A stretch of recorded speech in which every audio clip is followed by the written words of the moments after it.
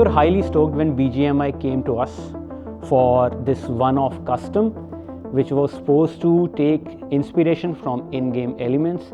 The idea was to take a real-world motorcycle and reimagine it into something that feels natural into the BGMI universe. So the build you see behind me has been is based on a GT 650. It has been finished in a distressed finish. The idea was to show a heavily armored motorcycle which can actually withstand a battle in the game.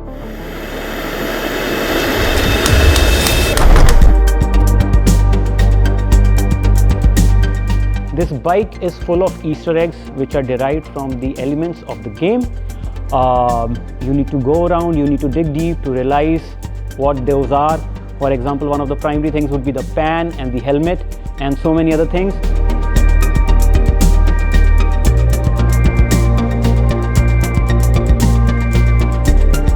It wasn't just about making a cosmetic showpiece.